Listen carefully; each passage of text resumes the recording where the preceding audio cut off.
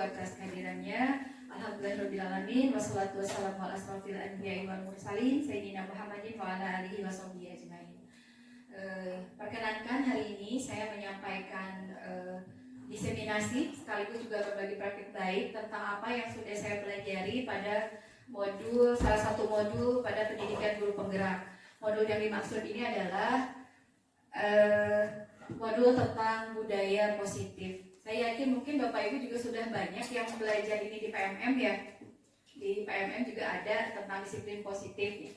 Nah, ini merupakan bagian dari aksi nyata saya sebagai calon guru penggerak terkait dengan implementasi modul budaya positif ini. Nah, untuk modul ini memang cukup banyak konsepnya Bapak Ibu, bahkan kalau kita lihat di PMM juga menjadi beberapa modul sebetulnya yang ini ya. Nah, ini beberapa konsep dasarnya yang ada di bagian dari budaya positif. Ya, disiplin positif. Ini juga ada satu modul tersendiri ya kalau di PMM. Kemudian ada teori motivasi, hukuman dan penghargaan restitusi, ada keyakinan kelas, kebutuhan dan 5 posisi kontrol dan segitiga restitusi. Ya, ini. Nah, tentang budaya positif sendiri, Bapak Ibu, saya yakin kita semua sebetulnya sudah melakukan, sudah ada di sekolah kita. Yang paling terlihat pagi-pagi, misalnya kan Bu Yanti paling seringnya berdiri di depan, ada yang menyapa anak-anak, menyambut pagi, itu sudah budaya positif sebetulnya. Ya, hanya memang bagaimana memang budaya positif ini bisa lebih banyak lagi digali dan dilaksanakan di sekolah. Itu harapannya dari kegiatan kita mempelajari tentang budaya positif ini. Ya, di sini disampaikan bahwa budaya positif merupakan perwujudan nilai-nilai universal yang diyakini dan dilaksanakan di sekolah. Nilai universal seperti apa? Nanti mungkin kita akan diskusikan.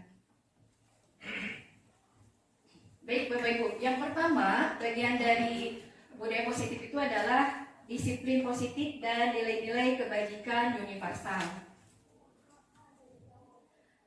Saya sendiri Bapak Ibu terus terang saja selama ini pahamnya, apalagi di kesiswaan ya Pak Ustadz mungkin ya, disiplin itu ya bagaimana caranya kita memaksa anak untuk patuh pada peraturan gitu, seperti itu ya, suka atau tidak bagaimana caranya mereka harus taat ya. Padahal ternyata ya ada paradigma yang harus berubah dalam pemikiran kita. Selama ini lebih banyak kita berpikirnya stimulus respon, kita kasih stimulus baru anak merespon gitu, seperti itu ya. Kemudian juga seperti ini misalnya ya kebutuhan kita sama, kakak saya seperti A, guru gitu, murid juga harus A.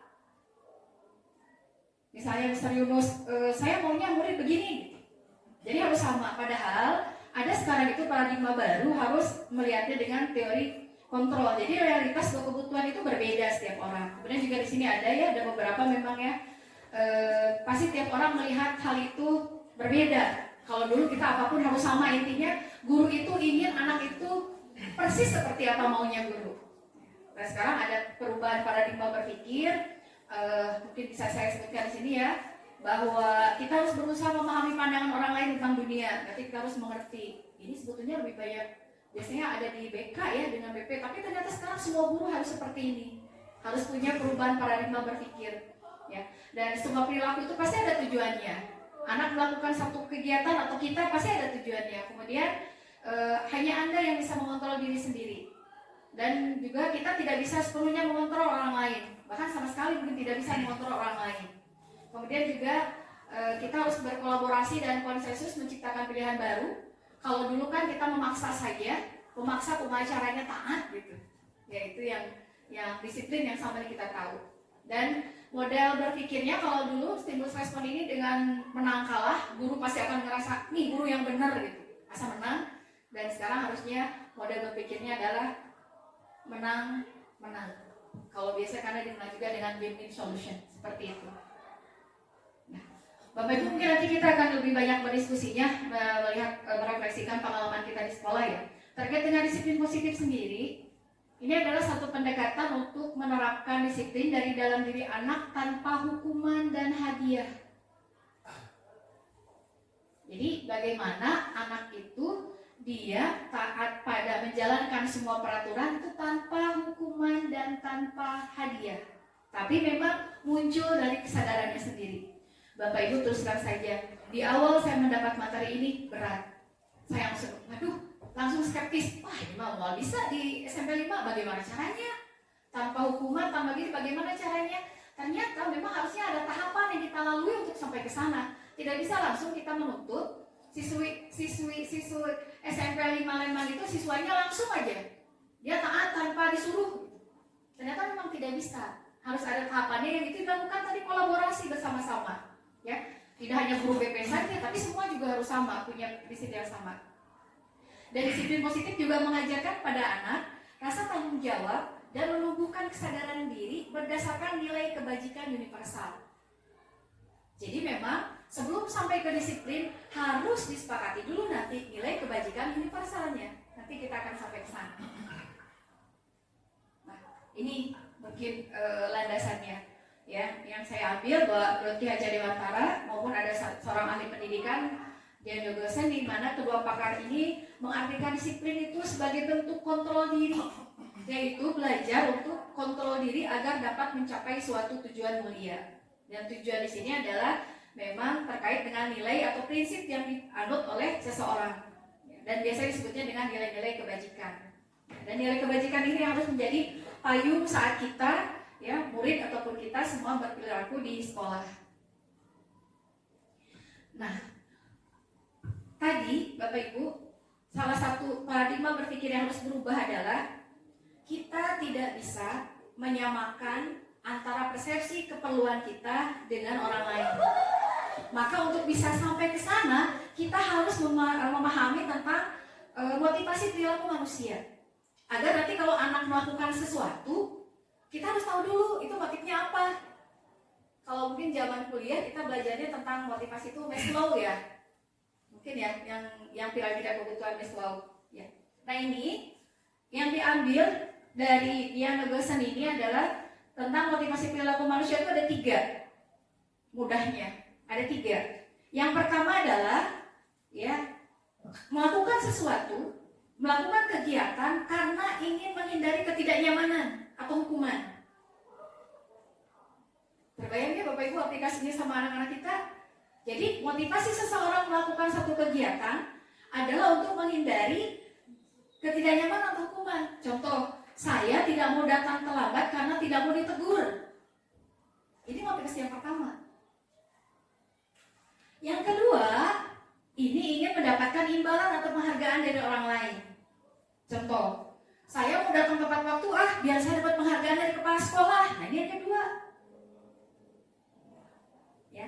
Dan yang ketiga, ada orang yang memang saat melakukan satu kegiatan karena dia ingin menjadi dirinya sendiri. Ingin menjadi dirinya sendiri dan juga ingin bahwa saya menghargai prinsip saya sendiri bahwa saya harus datang tepat waktu. Nah, kenapa kita harus paham? Karena mungkin anak, murid kita saat melakukan satu kesalahan, misalnya menurut kita ya, bisa jadi di antara 3 ini, mereka datang ke kelas, mereka belajar, bisa jadi karena ingin takut dihukum sama orang tuanya, mungkin juga dia hanya ingin mendapatkan agar dapat ongkos ya, tidak dikasih uang kalau tidak sekolah ya kan. Berarti kalau kita pikirkan memang betul bahwa memang terjadi dalam sehari-hari seperti ini ya. Nah, yang 2 ini Bapak Ibu. Nah, motivasi yang pertama dan kedua ini adalah motivasi yang internal. Ya, mohon maaf, motivasi yang eksternal yang dari luar. Ya, karena dia baru bergerak kalau dapat hukuman atau kalau dia dapat imbalan. Ya. Dan diharapkan memang motivasi yang internal itu adalah motivasi yang memang dari diri sendiri. Nah, jadi untuk bisa menemukan disiplin positif, bagian yang pertama adalah kita harus paham saat menghadapi satu kejadian atau yang permasalahan pada anak, apa sebetulnya motivasi dia melakukan itu. Itu yang pertama yang harus kita pahami. Ya, misalnya Bu Firda, misalnya apa sih motivasinya menjadi guru? Coba Bu. Saya yang pertama karena cita-cita. Tuh, luar biasa karena cita-cita. Ya, beda misalnya saya motivasi jadi guru apa ya? Ya, karena tidak ada yang lain, kayaknya gaji yang paling besar kayaknya sekarang gaji guru gitu misalnya. dengan jadi guru jadi gajinya 10 juta, berarti kan itu masih eksternal apa internal? Ya ada iming-imingnya, itu berarti motivasinya masih eksternal. Nah kemudian Bapak Ibu yang kita harus pahami juga tentang kebutuhan tadi, motivasi dan kebutuhan. Kalau dulu kebutuhan hanya teori Maslow yang kita tahu ya, ternyata ada ahli pendidikan yang coba melihatnya dari yang berbeda gitu, sedikit yang berbeda di urutannya. Ini adalah tentang apa yang mendasari, juga ini mendasari perilaku seseorang, kebutuhannya, berdasarkan kebutuhannya. Ada 5. Yang pertama adalah survival. Survival itu Bu Yanti? Survival itu? Ya, bertahan hidup ya. Kemudian juga yang kedua love. Kemudian yang ketiga adalah fun. Yang keempat ada freedom, dan yang kelima adalah power. Ini adalah kebutuhan dasar dari setiap manusia. Dan yang paling pertama memang adalah survival, bertahan hidup. Ya. Kemudian sampai ke, jadi kalau anak melakukan satu kegiatan, kita juga sama melakukan satu perilaku, di antara kelima ini pasti mendasarinya itu yang mana? Ya, saya coba. Nah, ini sedikit contohnya. Bertahan hidup tadi yang survival, meliputi kebutuhan fisik, makanan, air, tempat tinggal, keamanan, ini survival. Ya. Kemudian tadi ada rasa kasih sayang dan diterima. Ini ingin dicintai, dihargai, diterima oleh orang lain. Ya bisa jadi kan anak melakukan satu kegiatan, kenapa? Ya karena memang ia ingin merasa dicintai oleh temannya, dihargai. Ada ya? Bahkan ini mungkin lebih banyak ya, Pak ya, anak-anak kadang-kadang motivasinya daripada kita, biasa anak lebih banyak ingin dihargai oleh temannya ya, seperti itu. Kemudian juga ada kebebasan, dia ingin memilih sendiri.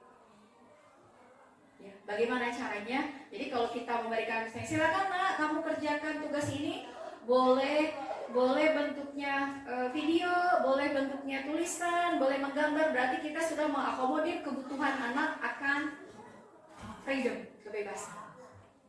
Kemudian ada lagi kesenangan dan juga ada penguasaan. Jadi misalnya dia merasa diakui, oh dapat nilai besar karena wah ternyata saya kompeten nih bisa melakukan ini, berarti itu kebutuhan dia, penguasaannya terpenuhi. Nah ini Bapak Ibu, berikutnya tadi setelah tadi kita meyakini ada bagaimana motivasi seseorang, kemudian jenis kebutuhannya apa, yang juga bisa memudahkan kita anak itu bisa disiplin adalah sudah disepakatinya keyakinan kelas. Kalau bahasa kita dulu di kelas itu peraturan ya Bapak Ibu, tata tertib. Sekarang kita diharapkan yang agar lebih membumi itu adalah keyakinan. Bukan lagi peraturan. Kalau peraturan biasanya bagaimana ya? Dilanggar peraturan. Oh, peraturan untuk dilanggar. Siapa yang membuat peraturan? Yang biasanya peraturan dibuat oleh siapa? Yang lebih atas. Oh, yang lebih atas ya, yang punya kekuasaan. Nah, ternyata sekarang itu polanya diharapkan yang ditumbuhkan itu adalah keyakinan kelas. Ini. Jadi keyakinan kelas atau sekolah itu adalah keyakinan merupakan sesuatu yang diyakini bersama, ya. Kemudian juga menjadi nilai kebaikan yang dilaksanakan di kelas atau di sekolah. Nanti tapi tidak saya masukkan videonya. Saya cerita ke Bapak Ibu, memang tidak mudah memunculkan ini di kelas kita ya, apalagi anak-anak diajak untuk berpikir kritis, gitu. Tapi bisa sih, meskipun agak lama gitu yang muncul ini ya. Nah, jadi pernyataan universal yang disepakati, mudah diingat dan diterapkan oleh seluruh warga. Bagaimana cara membentuk keyakinan kelas? Ini biasanya dilakukan di awal tahun ajaran. Ya, biasanya ya. Jadi kita mencoba berdiskusi dengan anak hal-hal apa saja yang diyakini itu harus muncul di kelas. Jadi bukan lagi begini. 1, dilarang membawa makanan ke kelas misalnya. 2, dilarang ya gitu, dilarang membuang sampah sembarangan. Tapi lebih apa kalimat universal yang kira-kira bisa diyakini semua ingin kita jaga gitu. Misalnya menjaga kebersihan atau kelas dalam kondisi bersih. Maka di dalamnya tuh dilarang buang sampah, kemudian juga dilarang buang makanan, itu ada di situ. Jadi harus yang sifatnya itu positif. Contoh, kita tidak ingin anak tuh membantah misalnya, tidak ingin anak itu berkelahi atau apapun ya. Kira-kira apa kalimat yang nyaman di kelas itu? Satu keyakinan positif, keyakinan universal ini yang biasanya Bapak Ibu bisa misalnya saling menghormati, kemudian juga saling menghargai, bersih, nyaman. Itu adalah keyakinan yang sifatnya memang semua orang pasti mau. Nah, kira-kira untuk merangkum satu kalimat yang kita ingin anak-anak itu tidak berantem, tidak membuli, dia juga mau mendengarkan saat gurunya menerangkan gitu, tidak ribut. Apa satu kata universal, keyakinan universal kira-kira Bapak Ibu? Ya. Nah, saling menghargai.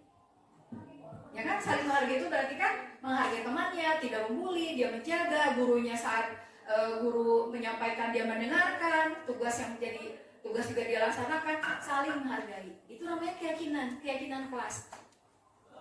Dijabarkan ya saat nanti dibuat itu. Jadi yang termasuk nanti ada tahapannya, memang ada bentuknya, apa yang tampak, apa yang tidak tampak dari menghargai.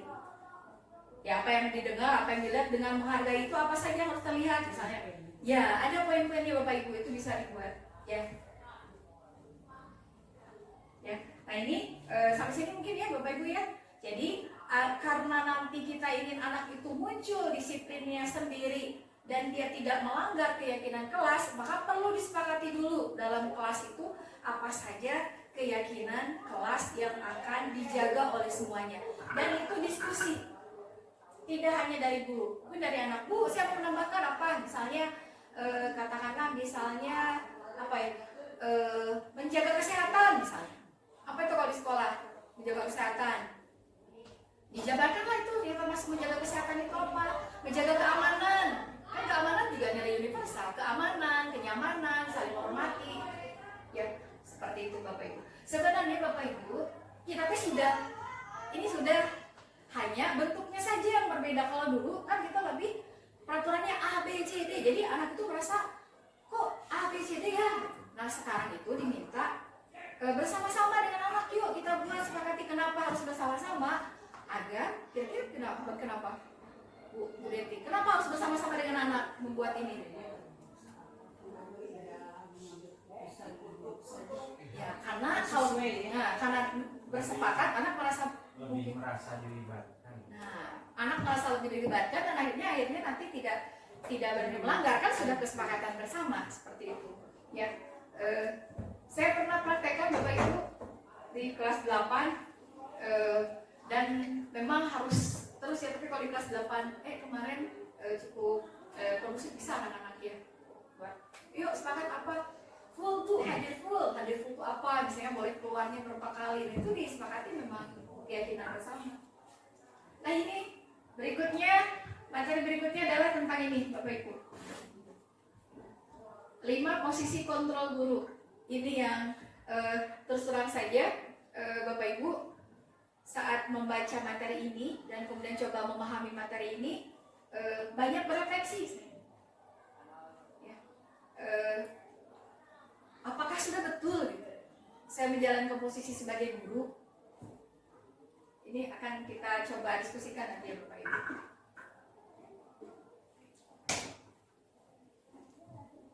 Ya, ini posisi kontrol guru itu ada 5 kalau menurut ahli.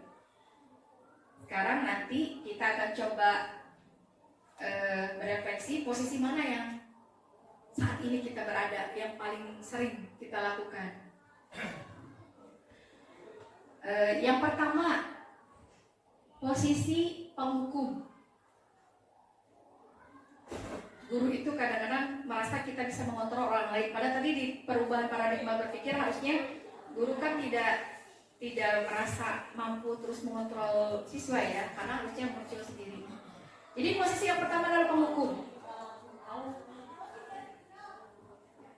Kemudian yang kedua adalah pemantau.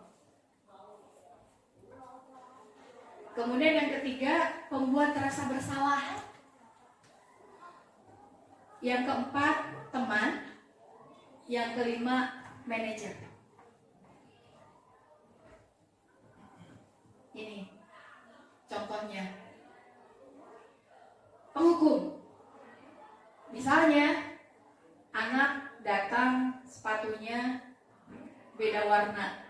Ini kemarin yang instrukturnya berikan contoh. Kamu kan datang, tahu kan peraturannya apa?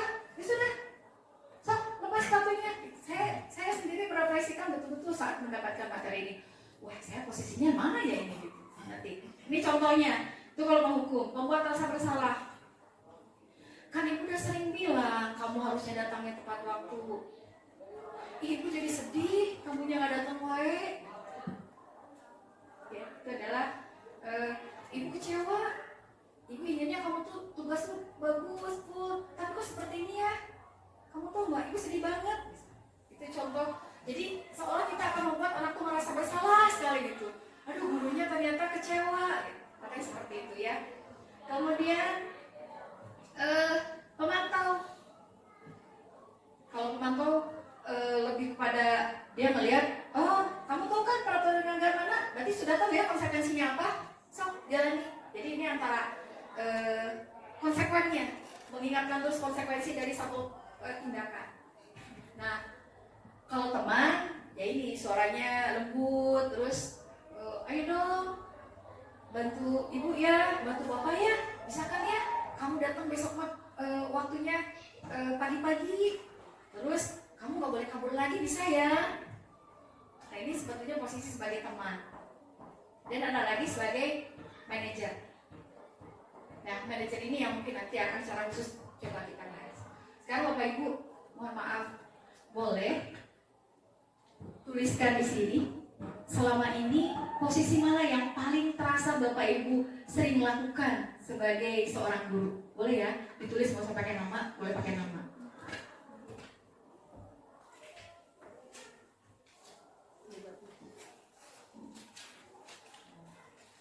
Posisi mana yang paling sering muncul dalam lebih dari satu?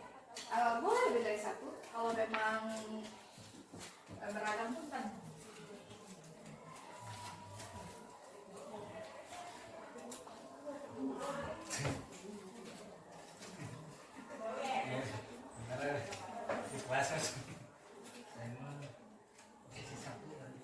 Nah, ini biasanya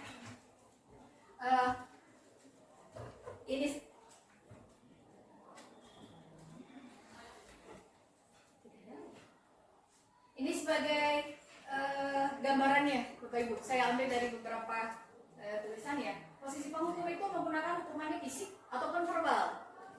Tidak mesti fisik.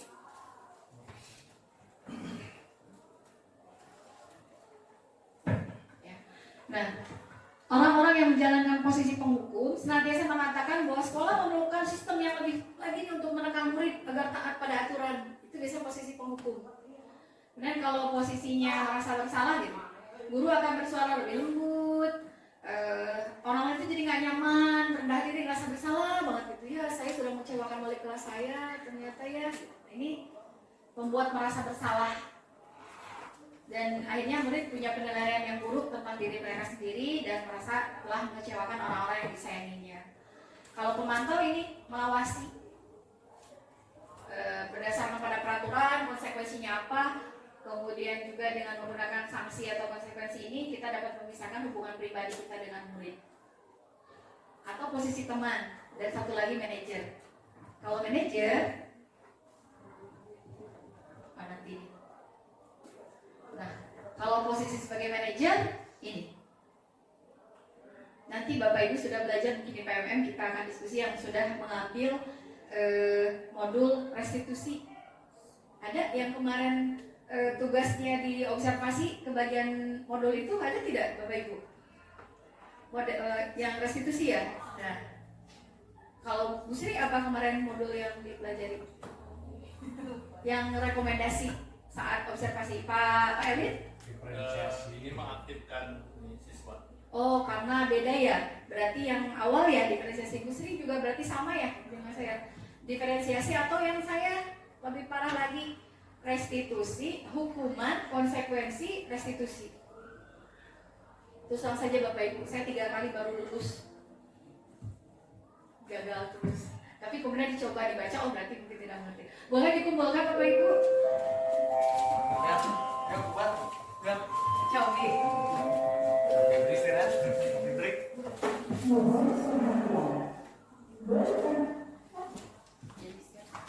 Coba boleh Pak, harus kita lihat ya.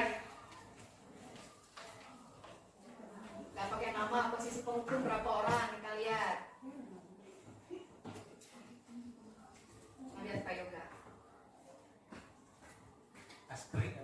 Ini nanti masuknya buat Pak Yoga juga, berarti seperti ini ya Pak Yoga. Ya.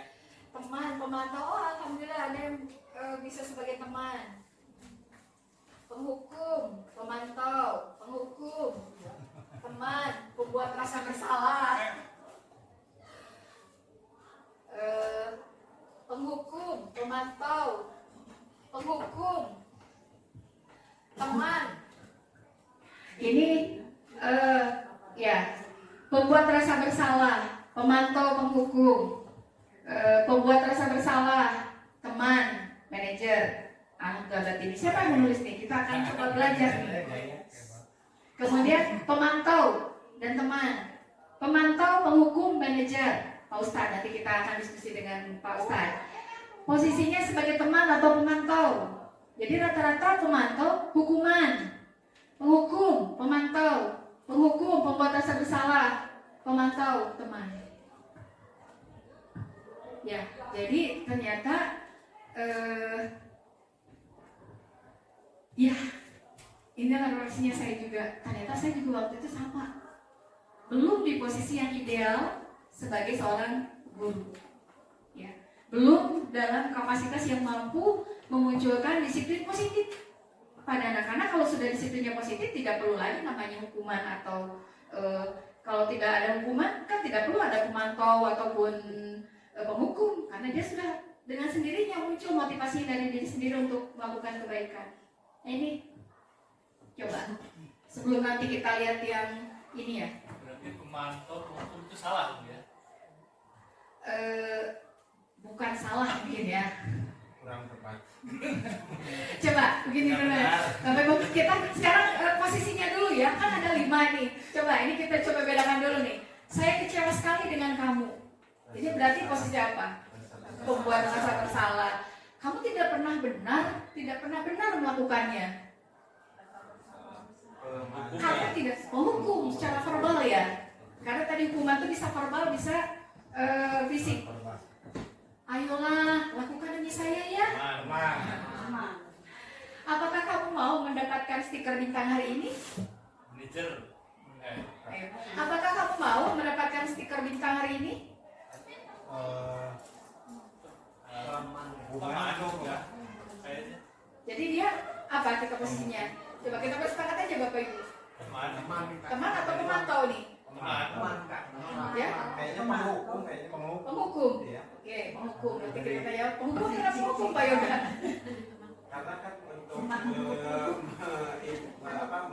stimulus dari posisi negatif, bagaimana caranya biar positif? Betul. Karena nanti ada juga satu catatan waktu kemarin itu ditanya ya apa yang sesuatu yang baru, yang aneh, bukan aneh ya, sesuatu yang tidak terduga gitu yang saya pelajari di modul ini adalah bahwa penghargaan itu bisa jadi sebagai hukuman.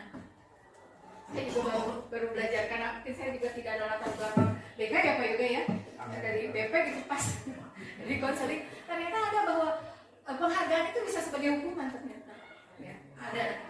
Nah ini kemudian kamu selalu yang paling terakhir.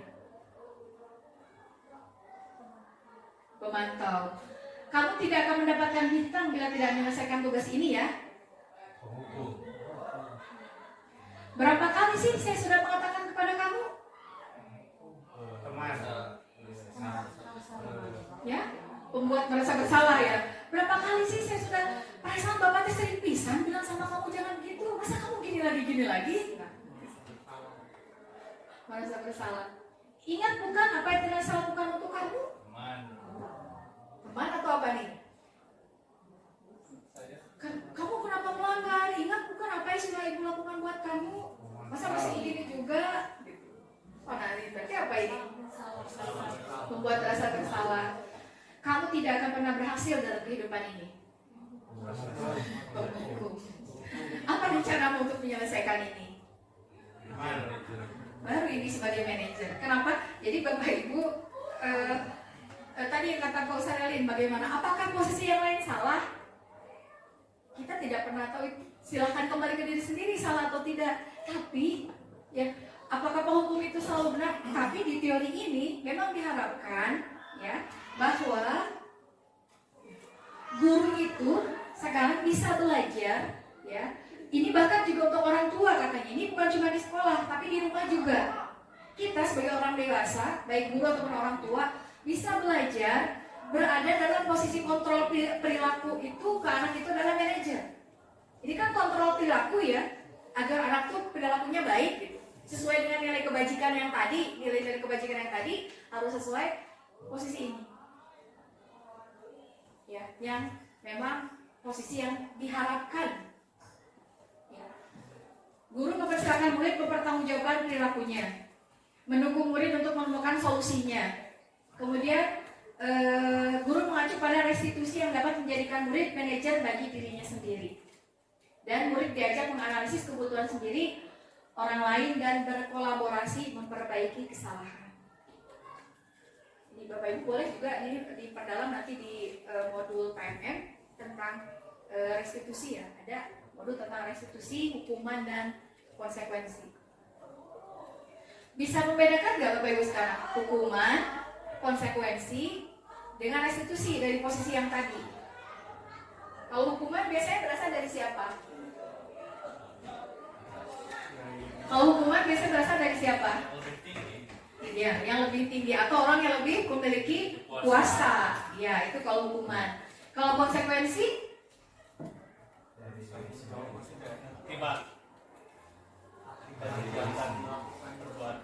seperti gini, di Bu Nani saat pelajaran PJOK misalnya, saat pelajaran PJOK jadi udah bersepakat yang datang telat ke lapang berarti kamu akan lari 5 keliling ya. Ya siap Bu, ya karena kan di awal sudah.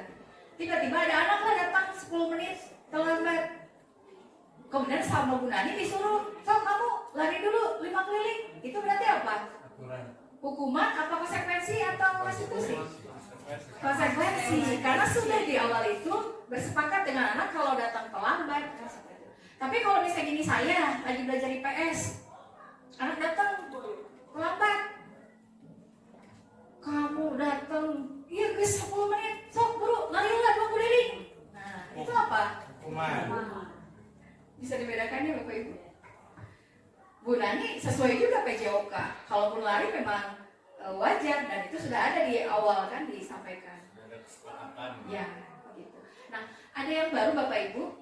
Mohon izin, saya juga ini masih belajar untuk yang ini tentang segitiga restitusi.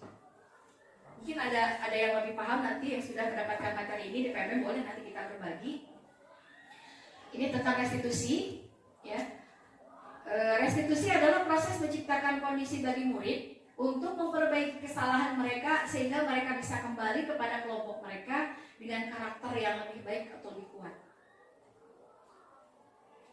Contoh gini, ada yang datang terlambat di kelas tidur lagi belajar. Udah aja pokoknya kamu udah tidur terus, silakan pokoknya keluar aja dari jam pelajaran ibu, silakan keluar kelas. Itu beda tidak dengan ini. Dipanggil, disuruh cuci muka, kemudian setelah belajar selesai, dipanggil. Kamu kenapa tidur? Oh iya Bu, misalnya saya malam tidurnya jam segitu. Kenapa tidur jam segitu? Wah, diajak ngobrol. Berbeda dengan yang tadi langsung pokoknya keluar saja silahkan, tidak usah ikut pelajaran ibu. Nah, ada ciri-ciri restitusi Bapak Ibu. Ini menguatkan dan fokus pada solusi, fokus pada karakter bukan pada tindakan. Jadi bukan menembus kesalahan tapi belajar dari kesalahan. Kemudian mencari kebutuhan dasar yang mendasari tindakannya, yang tadi kebutuhan dasarnya terpenuhi atau tidak. tawaran bukan paksaan, memperbaiki hubungan dan menuntun untuk melihat ke dalam diri sendiri. Saya kemarin coba praktekkan cari anak yang terlambat. Coba pada saat akhirnya mencoba, udah sekarang tidak langsung, saya coba panggil, mengobrol, akhirnya tahu bahwa oh dia itu ternyata terlambat karena bangunnya terlambat. Ditanyalah kenapa bangunnya terlambat. Boleh Pak, silakan. Ya, kenapa bangunnya terlambat? Dia cerita. Atau contoh yang kasusnya di kelas 9A juga mungkin yang tahu ya, ada anak yang gitu ya, kenapa dia tertidur terus. Kalau kemarin terlambat, memang ternyata dia mabar. Kalau mabar teh kadang sampai jam 1, pernah tidur jam 2. Akhirnya saya ajak ngobrol bagaimana caranya, dia akhirnya menemukan solusi. Kumaha caranya? Sebetulnya ini sering kita lakukan Bapak Ibu, mungkin Pak Ato juga sering, hanya tidak tervalidasi bahwa itu tahapannya gitu.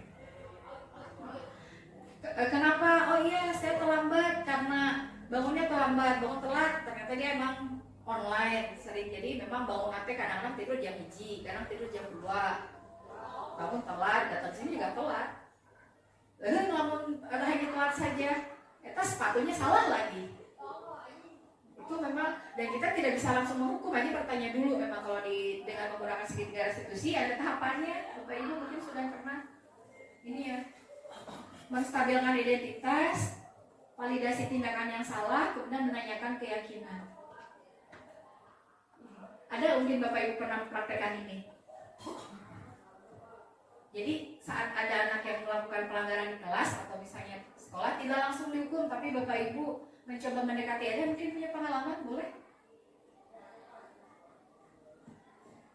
Pak Rus, pernah Pak Rus? Mungkin sebetulnya sudah ini, kadang-kadang kita sudah, kalau saya perhatikan teman-teman itu sudah, hanya bisa jadi tidak semuanya dipakai atau tidak tahu bahwa itu namanya bagian dari segitiga dari restitusi. Pernah tidak Pak Rus? Kalau saya mungkin buatnya karena kan khusus untuk kelas 7 di awal semester terkait dengan pakaian olahraga. Karena kan masih bulan-bulan, ada mungkin suka menanyakan terlebih dahulu kepada anak kenapa belum pakai baju olahraga yang dari sekolah. Jadi tidak langsung menghakimi anak yang tidak pakai pakaian olahraga dari sekolah dengan hukuman atau konsekuensi yang sudah diterapkan gitu. Jadi lebih ke akar masalahnya apa dulu mencari latar belakangnya kenapa siswa tersebut tidak memakai pakaian olahraga yang dari sekolah. Terus dicari solusinya Pak? Ya, untuk solusi saya tanya kembali kepada siswa apakah bisa dengan pakaian olahraga yang seadanya dulu, dengan kesepakatan siswa tersebut juga, supaya ya tidak mengganggu juga untuk siswa dan siswinya dalam mengikuti pelajaran olahraga. Iya, berarti hanya tinggal satu saja, menanyakan keyakinan. Kamu tahu nggak keyakinan apa yang tidak bisa dipenuhi dengan kamu menggunakan seragam yang berbeda? Karena mungkin ada satu keyakinan, misalnya kan saling menghargai itu diantaranya adalah menggunakan pakaian yang sesuai, itu menghargai guru misalnya. Itu bisa diingatkan kembali bahwa oh iya, berarti harusnya ada Pak, yang mana iya harusnya saya menghargai Bapak karena sekarang pelajaran olahraga harusnya saya pakai baju olahraga yang sesuai gitu. Jadi itu saja sepertinya yang terlewat. Jadi selama ini Bapak Ibu kalau saya perhatikan ya, tapi mungkin kalau nanti ada yang koreksi salah silakan ya. Kita kadang-kadang sudah melakukan ini, tapi mungkin nggak semua. Mungkin Bapak Ibu guru wali kelas pernah ada pengalaman menghadapi kasus anak. Kita coba lihat apakah bagian dari pernah mungkin Bu Deti pernah? Ada kasus apa mungkin di ini kejadian apa gitu di kelas? Atau Bapak Ibu guru mampir juga ya? Ada? Iya, boleh Bu berbagi ya. Anak yang memakai sepatu, bukan sepatu sekolah. Terus yang anak tidak memakai sepatu bukan sepatu sekolah, yang Ibu lakukan? Yang dilakukan, ya bertanya dulu kepada anak, kenapa tidak memakai sepatu sesuai aturan yang ada di sekolah. Terus Bagaimana Teh? Boleh diceritakan? Tidak disebut nama ya Bapak Ibu. Karena dia tidak punya. Dari awal kasusnya. Dari awal tadi ada salah seorang siswa yang tidak memakai sepatu yang sesuai anjuran dari sekolah atau sepatu bebas. Jadi pas langsung ditanya ke anak, dia menjawab bahwa dia tidak punya sepatu. Ya, terus tindakannya dia diajak ngobrol dulu, dan saya sebagai wali kelas ngobrol dengan kesiswaan dan dengan staf tata laksana bagaimana kalau ada anak di sekolah tidak memakai sepatu sesuai aturan, ternyata pas ditanyakan dia tidak punya. Sudah. Ya, Tindakannya. ya, tindakannya ya itu ngobrol dulu sama anaknya dan pihak sekolah. Apakah dia menerima kalau dikasih oleh sekolah, tapi ternyata pas ditanya itu hanya kasus di kelas 8 aja lah terus terang. Jadi pas ditanya ternyata dia punya kartu KIP. Setelah ngobrol-ngobrol dengan pihak sekolah, ternyata kalau yang punya kartu KIP itu tidak usah dikasih bantuan lagi oleh sekolah karena sudah ada bantuan dari kartu KIP tersebut. Baik, terima kasih Bu Devi. Berarti ya, ada tahap Bapak Ibu, ada tahap udah sekarang ketahuan tidak menggunakan sepatu karena tidak punya. Ya, berarti kalau menurut Bapak Ibu ada nggak upaya yang bisa kita lakukan selain tadi menanyakan kepada pihak kesiswaan atau pihak sekolah ada bantuan untuk sepatu atau tidak, ada tidak kira-kira yang lebih bisa kita gali?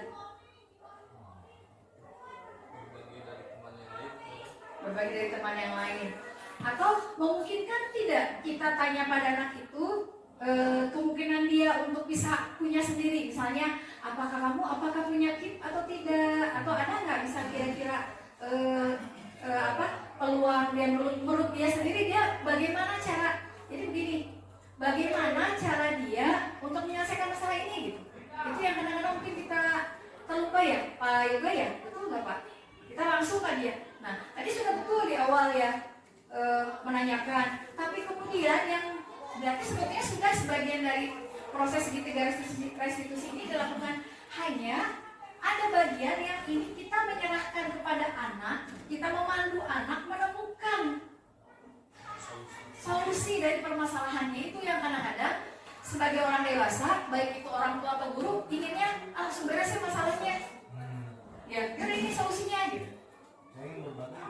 Ya, boleh Pak.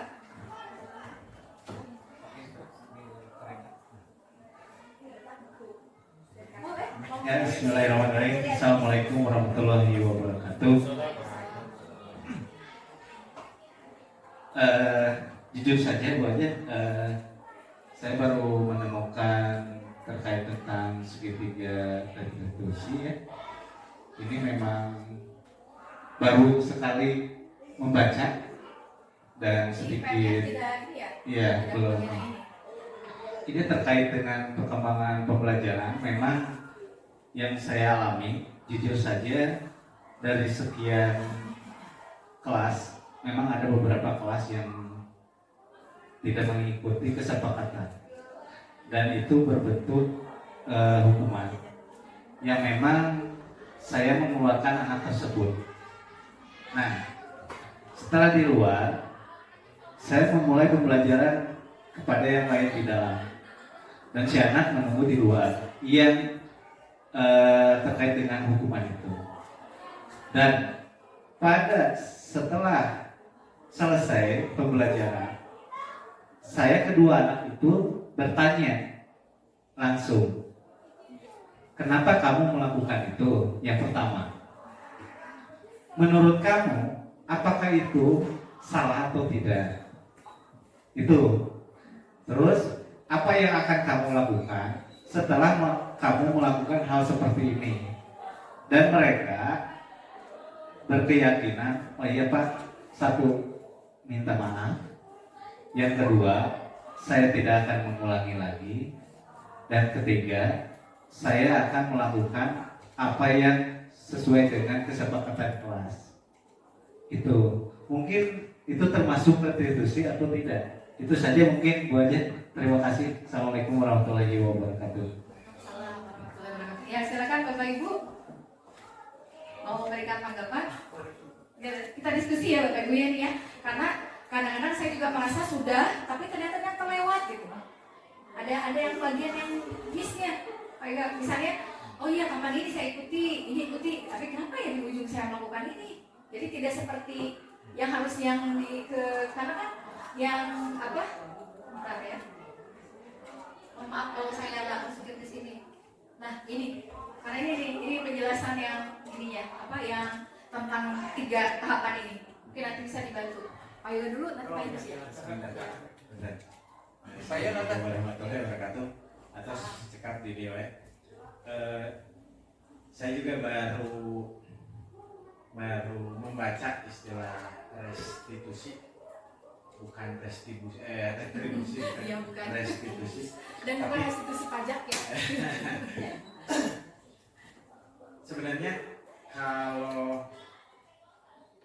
contoh keseharian dari apalagi dari BK itu mungkin bukannya pede, mungkin sudah terrealisasi, cuman namanya baru tersambung kan kalau itu restitusi. Secara gampangnya adalah ketika bukan hanya saya saja, ketika saya atau wali kelas yang home visit itu kan ada tahapan-tahapan. Nah, tahapan-tahapannya itu diantaranya misalkan dari menstabilkan identitas, kita berkomunikasi baik sama si anaknya ataupun dengan pihak keluarganya. Di situ kita kita ngobrol bareng, terus meyakinkan si anaknya itu kalau misalkan kamu tuh masih usia segini itu tahapan sekolah, bukannya untuk kerja. Siswa yang salah, apa yang salah? Karena mungkin nggak ke sekolah atau jarang ke sekolah atau ada. Nah dari situ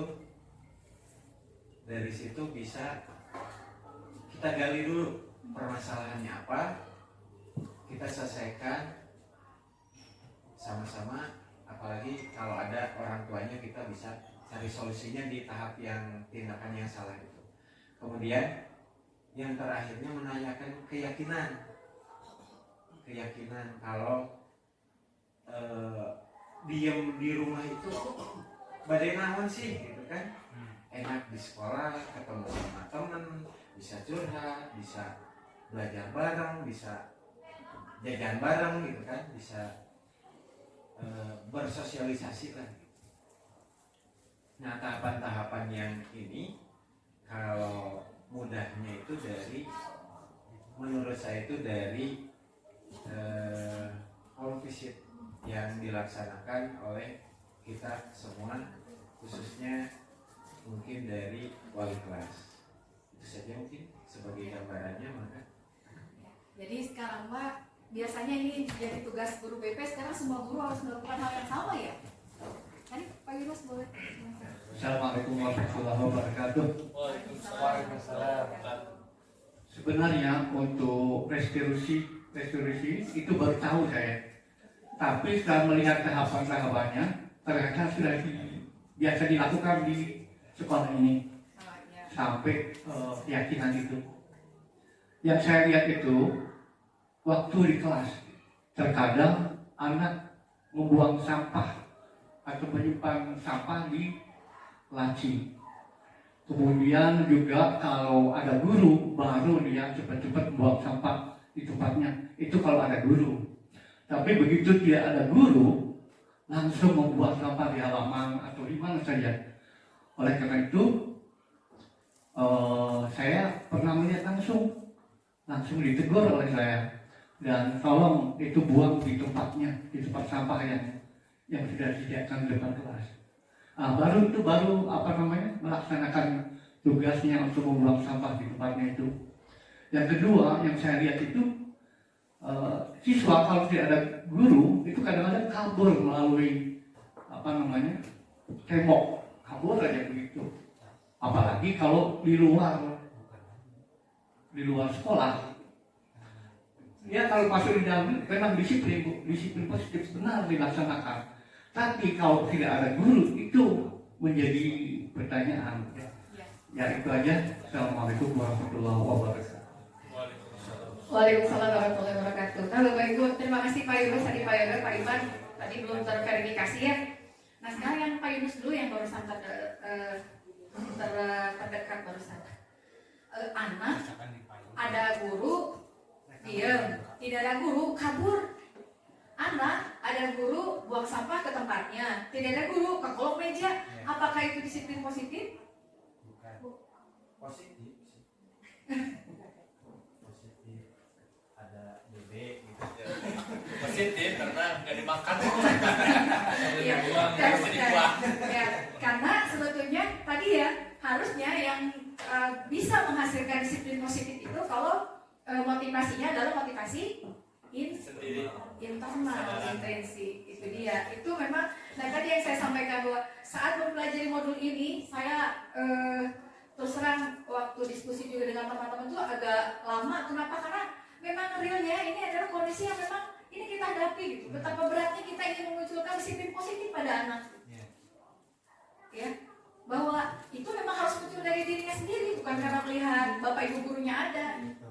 Hanya memang tadi yang pengalaman Pak Yoga mungkin sebagai guru PP ya, memang harusnya kita tahu dulu, oh ya kalau gitu anak bisa jadi mungkin kenapa tidak buang sampah tempatnya ke tempat sampah anak bu misalnya. Oh berarti itu juga jadi catatan untuk kita misalnya. Kalau memang seperti itu, ya. Jadi tadi ya kalau disiplinnya iya, tapi mungkin yang disiplin positifnya ini yang sepertinya bahkan Bapak Ibu emang disiplin positif bukan yang seperti itu ya? Belum sepertinya. Belum maksimal. Tadi Pak Ivan, Pak Ivan memberikan contoh bagaimana sebetulnya ini sering kita lakukan saat kita home visit, menghadapi anak yang tidak masuk, kita sering melakukan ini. Hanya mungkin sekarang Bapak Ibu nanti kalau misalnya ada juga modul yang harus dipelajari, jadi nyambung sebetulnya walaupun diminta kasih contoh banyak yang sudah kita lakukan. Hanya ini tahapannya tahapan apa gitu? Karena memang ada tahapan-tahapannya dari mulai ini, dari yang pertama itu menstabilkan identitas. Iya, ibu tahu. Kamu pasti seneng misalnya kamu pasti jadi jangan membuat anak itu jadi gagal gitu. Iya, ibu tahu kamu ternyata memang sudah tugasnya terlambat. Wajar lah, ibu juga kadang-kadang dulu lagi jadi pelajar pernah juga seperti itu. Kan jadi dia tidak merasa bahwa dia itu jatuh sendirian gitu. Bahwa yang lain juga mungkin atau juga teman kamu juga kadang begitu. Jadi stabilkan dulu agar dia tidak merasa rendah diri katanya harusnya. Ya, ibu tahu kenapa kamu gak masuk sekolah dan pastilah enak ya di rumah gini cuman diam nonton TV tidak ngapa-ngapain.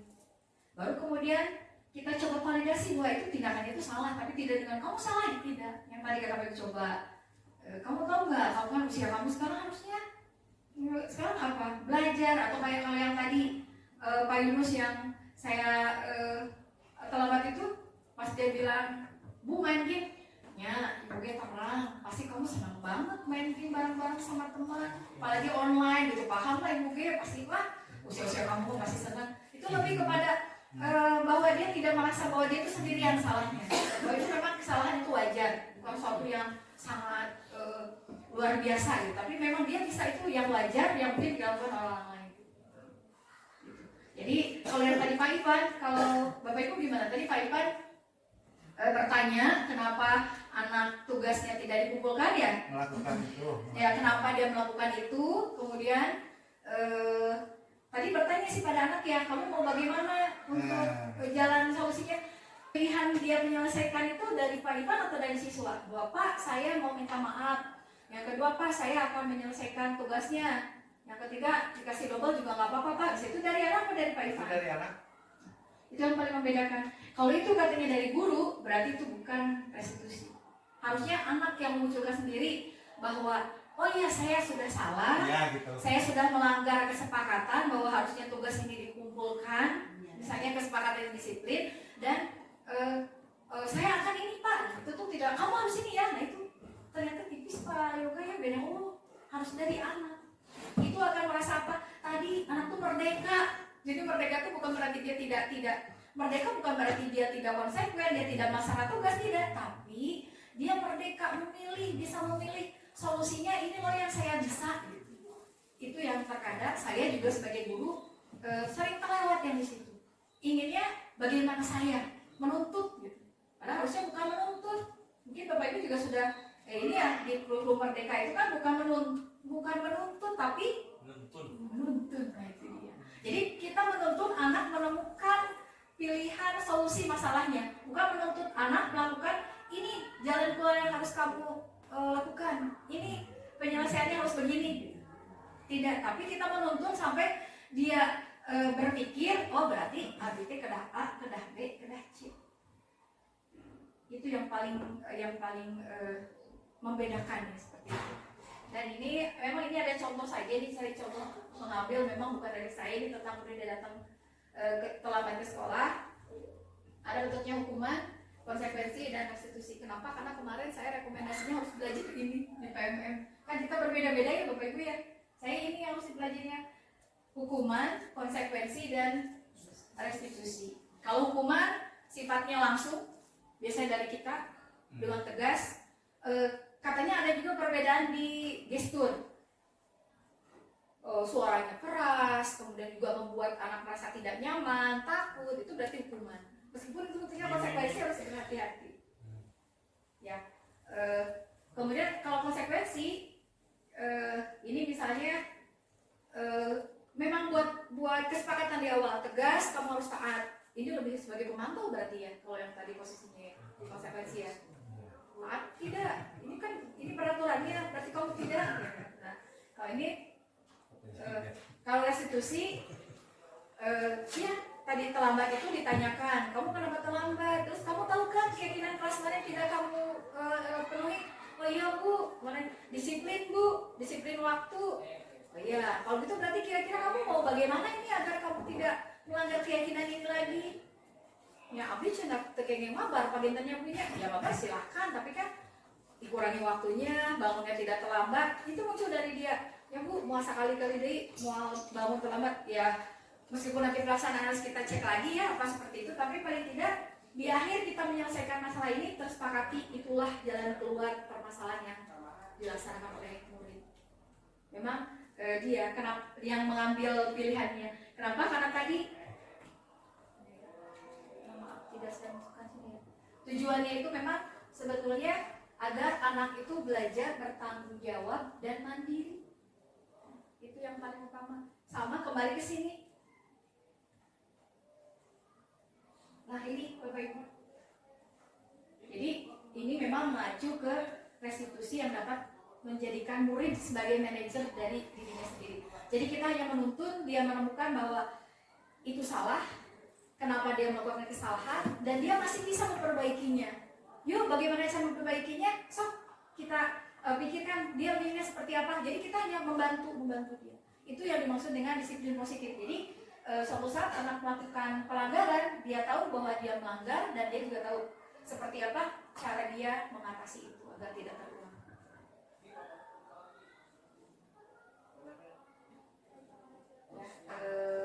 Sudah, itu mungkin Bapak Ibu yang bisa saya sampaikan.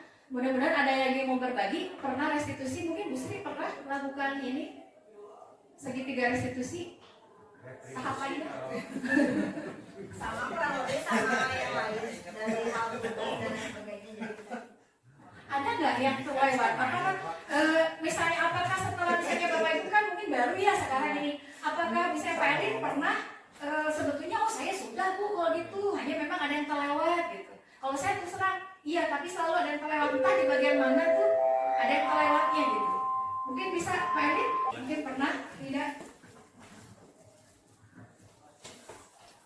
Ya, terima kasih Bu Rani sudah memberikan waktunya, dan Bapak Ibu sekalian, memang apa yang tadi disampaikan, kita bicarakan hal-hal yang sebetulnya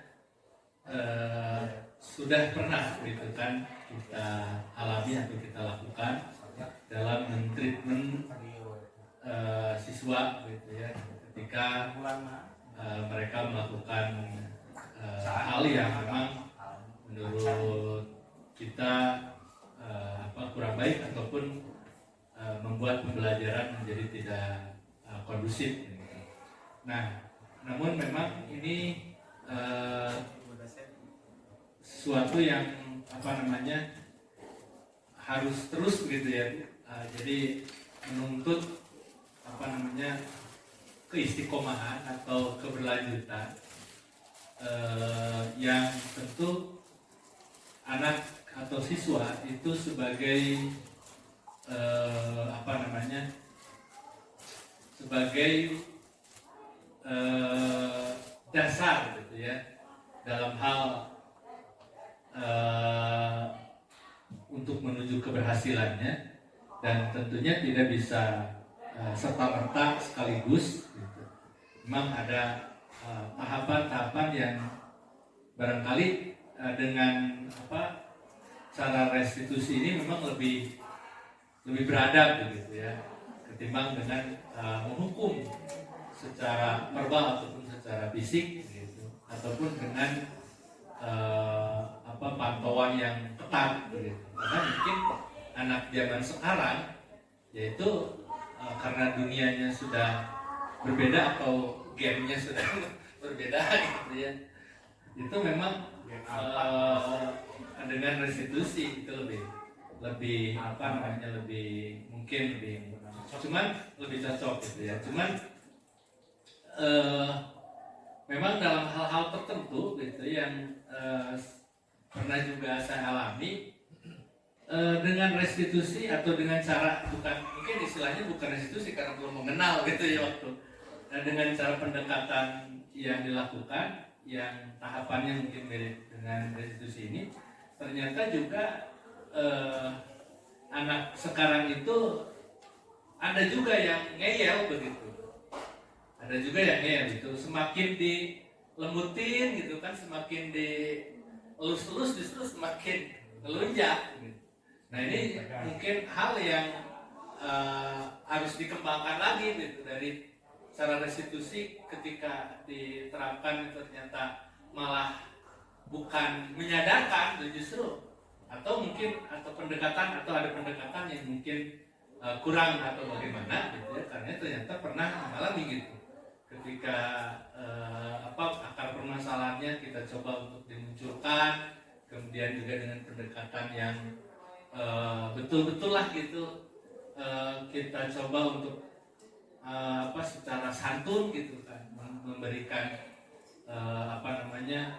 penjelasan ataupun memberikan treatmentnya itu, tapi ternyata malah lebih parah begitu. Nah, itu mungkin salah satu yang pernah dihadapi gitu kan ya, bagaimana untuk hal seperti itu, karena memang tadi bahwa memang anak-anak sekarang ini gitu kan, apalagi sudah dengan HP dan lain sebagainya gitu ya, jadi karakter untuk lepas dari nilai-nilai positif itu sangat terbuka sekali begitu ya, sehingga pendekatan secara halus atau pendekatan dengan sistem restitusi tadi ya ada yang malah lebih parah begitu kan, bukan menyadarkan. Itu pun mungkin yang barangkali sebagai tambahan. Terima kasih. Ya, terima kasih Pak Alim.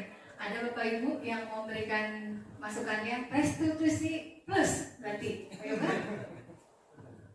Kan ada pengalaman dari teman-teman ya untuk menghadapi seperti ini. Kita siapa tuh punya pola tersendiri nanti di sekolah kita ya. Betul Bu, yang segitiga yang tadi.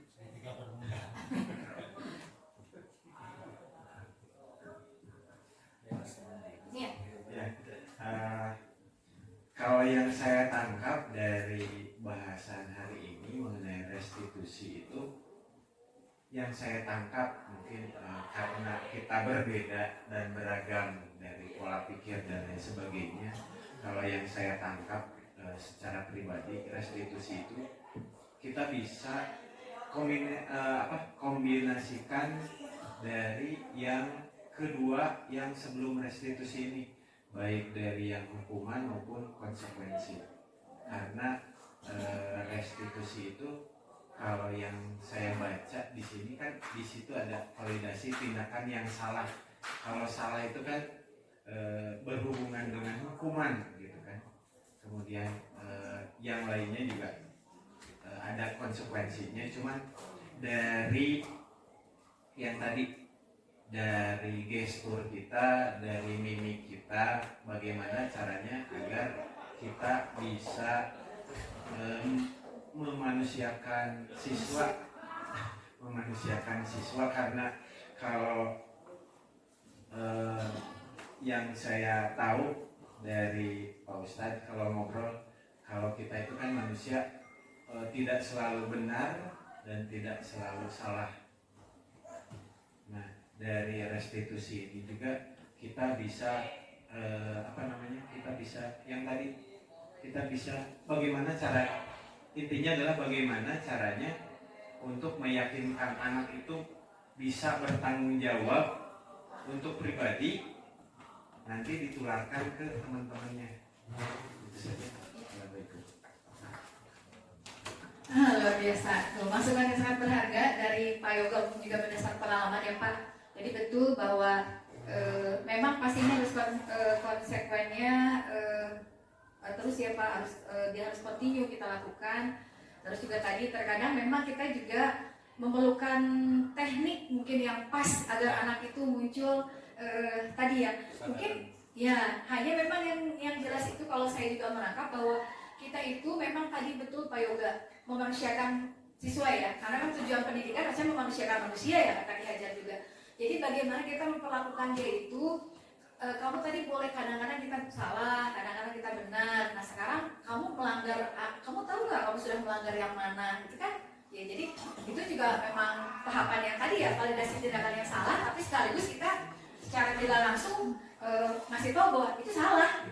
Ya terima kasih. Mungkin proses seperti itu. Jadi ya di bahasa kita ya, hanya tadi memang gesturnya tidak boleh menakutkan, betul. Yang paling sangat terasa tadi kalau posisi kontrol penghukum itu memang di nada suara sama gestur yang harus diperhatikan oleh guru itu, yang katanya itu yang sangat sedikit membedakan apakah itu hukuman atau konsekuensi.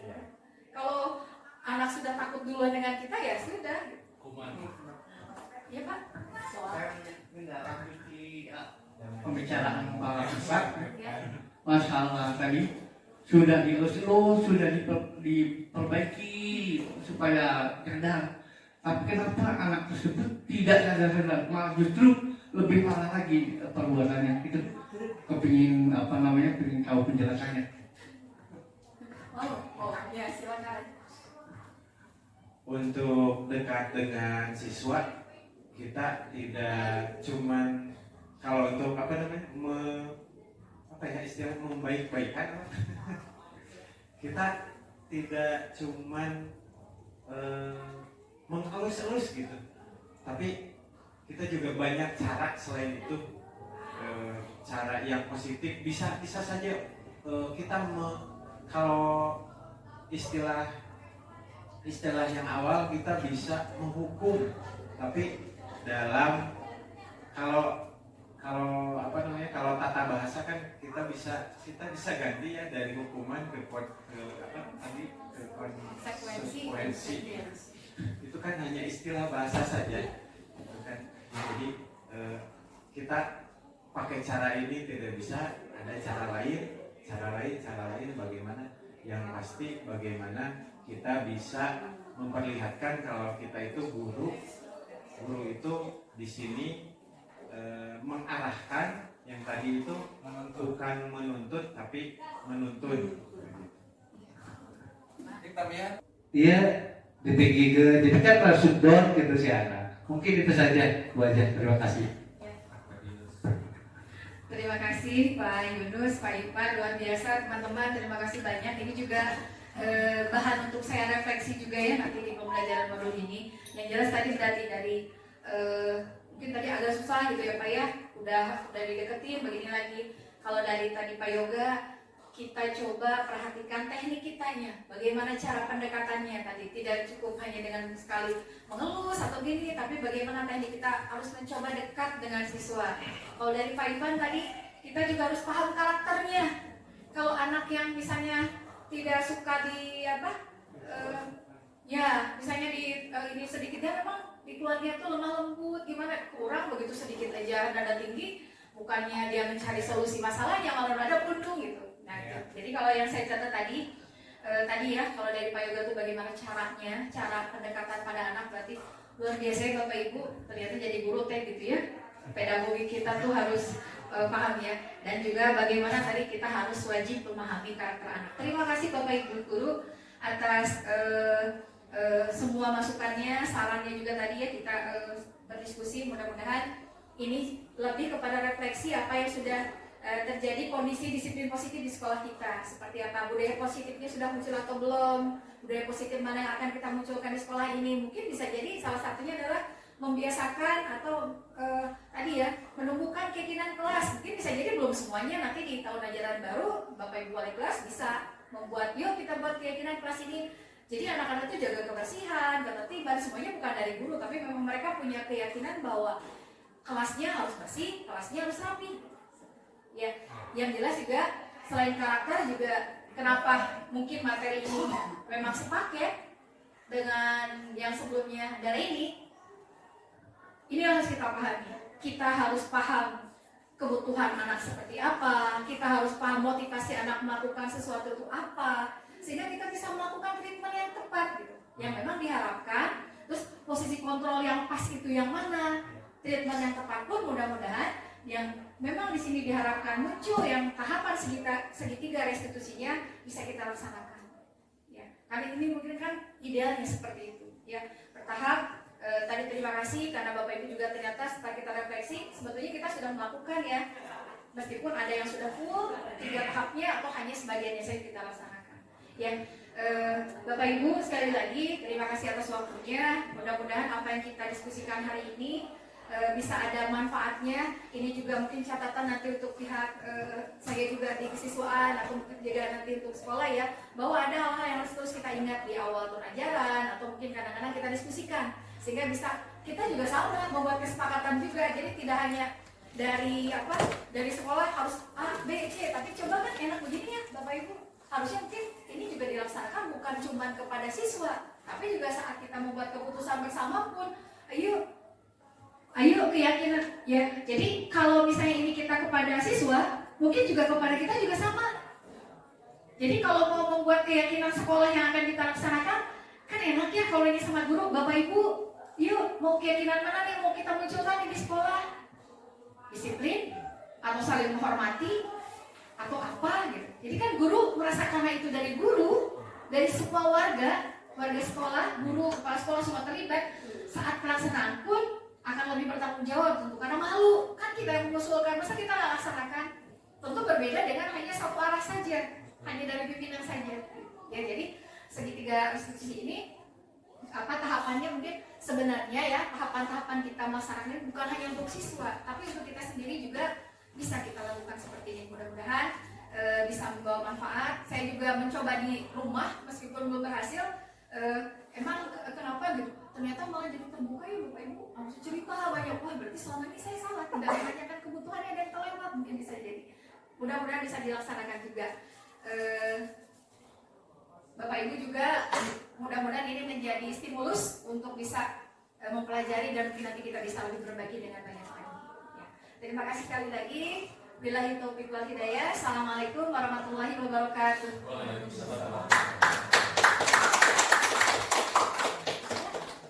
Paparan yang diberikan oleh Ibu Rani Risnawati MPD mengenai budaya positif di sekolah, dalam hal ini secara spesifik bagaimana menerapkan disiplin positif pada siswa. Saya pikir ini cukup baik dan sangat menggugah dari teman-teman guru yang selama ini mungkin menerapkan tentang disiplin kepada siswa yang berbeda. Nah, dengan materi yang diberikan oleh Ibu Ranisnawati ini memberikan inspirasi-inspirasi baru bagaimana cara menangani siswa dalam hal kedisiplinan, dan ini sangat bagus. Mudah-mudahan bisa diterapkan khususnya di SMP Negeri 5 Lembang. Terima kasih. Assalamualaikum warahmatullahi wabarakatuh. Perkenalkan, nama saya Yoga Setiadi. Saya bertugas di SMP Negeri 5 Lembang. Di sini saya sebagai guru pembimbing di bimbingan konseling. Alhamdulillah, tadi sudah dilaksanakan kegiatan diseminasi oleh Ibu Rani Risnawati MPD mengenai dampak positif dan hal yang bisa didapat begitu banyak, alhamdulillah, yang terutama kegiatan-kegiatan yang bisa dilaksanakan oleh guru, baik bapak dan ibu gurunya di kelas maupun di lingkungan sekolah, terutama yang pola restitusi itu bisa diberikan di tahapan sekolah kami baru, dan itu polanya mungkin sangat membantu kami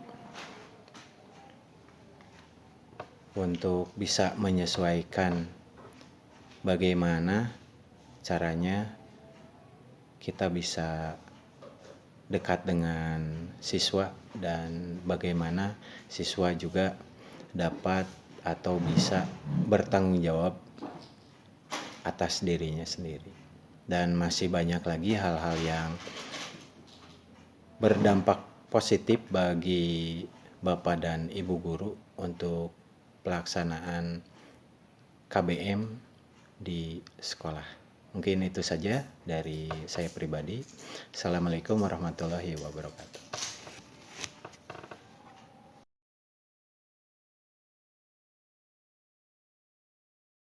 Ya. Assalamualaikum warahmatullahi wabarakatuh. Waalaikumsalam warahmatullahi wabarakatuh. Apa kabar semuanya? Alhamdulillah, luar biasa. Allahu Akbar. Terima kasih. Anak-anak, hari ini kita akan coba membuat satu kegiatan baru, ya, yaitu menyusun keyakinan kelas. Selama ini kamu kan punya peraturan di kelas, ya? Contohnya peraturannya, boleh Ibu tahu? Peraturan di kelas? Contohnya apa? Oh, dilarang berbicara kasar. Nah, hari ini kita akan coba membuat yang bagaimana yang tadinya peraturan akan kita coba jadikan sebagai sebuah keyakinan kelas bersama. Apa yang kalian harapkan menjadi sesuatu yang positif terjadi di kelas. Tapi tahapannya kita akan coba bertahap dari melihat dulu peraturan-peraturan apa yang selama ini ada di dalam kelas. Ya, siap? Nah, Ibu akan bagikan post-it, kemudian kamu silakan tuliskan peraturan-peraturan yang selama ini dimiliki oleh kelas, ya. Silakan.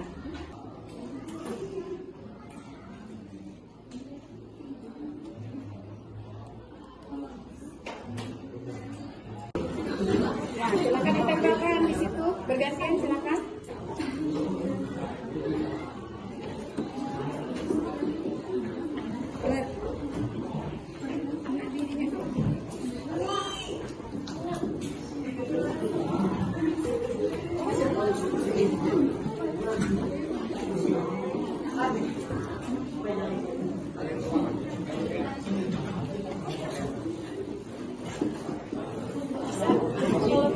Ditumpuk ya. Ini ya, peraturan kelas di sini dibantu ya. Nah, coba di atas itu apa? Tolong dibacakan. Dilarang membuang sampah, dilarang main HP, dilarang ngomong kasar, dilarang membuang sampah sembarangan, dilarang makan saat pembelajaran. Sekarang Ibu minta tolong 3 orang. Kita coba kelompokkan yang sama di barisan 7 barisan. So, silakan dibantu, boleh dibantu. Deva boleh dibantu bertiga. dikelompokkan. Itu sama gak apa-apa. Dia bantu, kan? Silakan dibantu dikelompokkan yang sama. Satu baris yang sama. Ya, yang sama. Yang kirim.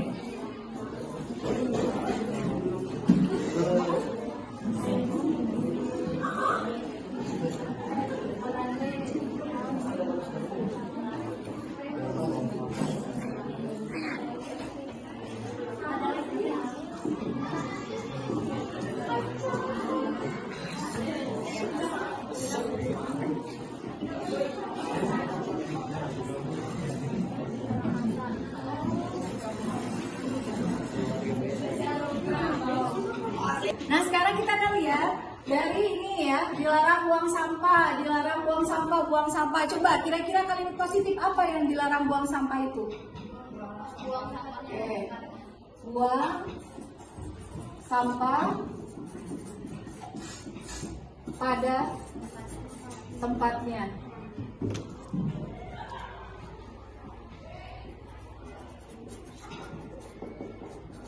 Nah, berikutnya kita ke bawah juga. Positif itu adalah hal-hal yang kamu yakini bahwa itu harus selalu muncul di kelas. Kalau dari buang sampah pada tempatnya, apa hal keyakinan yang akan kita capai dengan buang sampah pada tempatnya? Kebersihan. Baik, berarti nilai keyakinannya adalah menjaga kebersihan. Saya Almira Hirunisa dari kelas 8D. Kemarin saya sangat senang sekali karena bisa berdiskusi bersama teman-teman saya untuk membuat keyakinan di kelas, dipandu oleh ibu guru. Dan karena saya merasa diajak untuk menentukan hal baik, apa saya akan kami lakukan di kelas, semoga kedepannya bisa diperbaiki atau diganti bila ada yang kurang. Sekian dari saya. Assalamualaikum warahmatullahi wabarakatuh. Sadarilah masa